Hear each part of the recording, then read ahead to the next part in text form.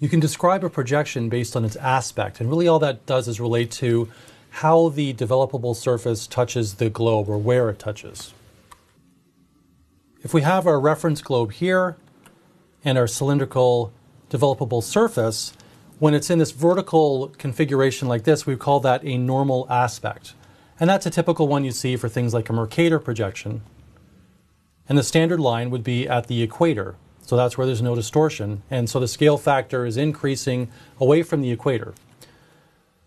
With the transverse aspect, all that's happened is that we've taken the cylinder and turned it on its side so that now the standard line is along a meridian. And so our scale factor still increases away from the standard line, but now it's increasing away from the meridian in an east-west direction instead of a north-south direction. You can also have the cylinder at any other angle. And if we do that, it's called oblique. So if it's vertical, it's normal. If it's horizontal, it's transverse. And anything else is referred to as oblique. Same thing still applies, though. You still have a standard line. You still have no distortion at that line, and then scale factor increasing away from it.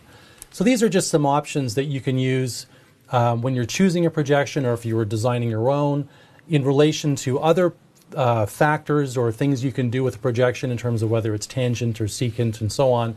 But this is a way of being able to determine how you want the surface to touch the globe and where that distortion is going to take place. And that helps us if we want to customize a map for a particular purpose or a particular location. With our azimuthal or planar projection or developable surface, you can see that we can have the sheet of paper touching at the globe, or sorry, at the pole, and that's a common way to do it, but you could just as easily have it touching here along a point at the equator or any point in between. And so if it's at the pole, it's called a polar aspect. If it's at the equator, surprisingly enough, it's called the equatorial aspect. And if it's at any other angle, it's called an oblique aspect. So this is in relation to the planar or azimuthal class of projections. Here's an example of a map that's using a planar or azimuthal projection for the North Pole. This is from the Government of Canada. And so you can see this kind of circular pattern to the map that the lines, the meridians, are radiating out from the pole. Okay, and so this is a common type of projection that's used for mapping areas like the North Pole or the South Pole. So that's a standard way of using it. So you can see here that it's an azimuthal projection, which is another way of saying a planar projection. It's equidistant, which means that distances are maintained in directions from the center or the standard point or a standard line outwards, radiating outwards from there. So I just wanted to show this as an example of an azimuthal or planar projection and how it's applied with a polar aspect. This is a conic projection for Canada, and you can see here there's this, if you look at the meridians, there's definitely a conic shape to it. So that's the lines of latitude and longitude if I just kind of draw them in here roughly.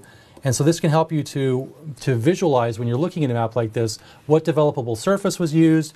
There, I'm guessing, would be two standard lines, one about here and another one there, to minimize distortion on that. And if we look at the detailed information for this map, it turns out that yes, it is a conformal conic projection. That means that it's a conic projection, so it's using the developable surface that we thought. It's conformal, meaning that the shapes are being maintained, they're not being distorted for this particular map, which is nice. You'll see too that it has standard parallels at 60 degrees north and 75 degrees north.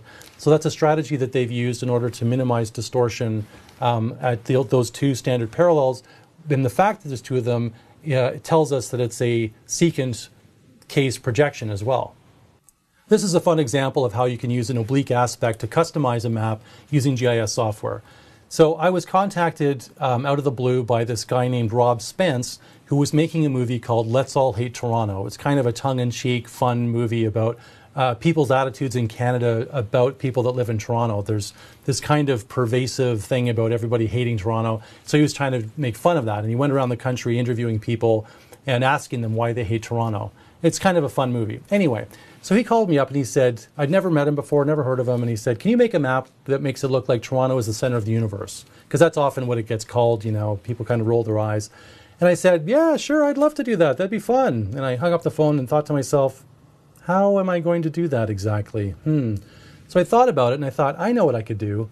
I'll do a planar or azimuthal projection using a oblique aspect where Toronto is where the sheet of paper or developable surface is touching the globe. And that will make it look like everything is radiating out around Toronto. So this is what it ended up looking like. So you can see that there's Toronto there on the map, and if you're visualizing this, if that was Toronto, and that's the sheet of paper, it doesn't have to touch at the North Pole, even though that's the most common place that you see it, or the South Pole. You can make it touch wherever you want as an oblique aspect, and so this is the resulting map that you get. It definitely looks like everything is kind of wrapped around the point of contact, which in this case was Toronto. So that's a little screenshot from the movie. I spent not a huge amount of time, but a bit of time on this, and it ended up lasting in the movie for maybe 1 or 2 seconds or something like that. But that's okay, I was happy with that. What I didn't know at the time was that he actually included me in the credits. Yes, there I am in the credits for this movie. And not only that, that means that I am listed in the Internet Movie Database. Yay! So if you ever look me up in the IMDb, there I am with my 1 film credit for Let's All Hate Toronto. Okay, so you never know where map making may take you. It may end up making you, famous someday, or in my own mind famous, and listed in the IMDb. So it's kind of fun.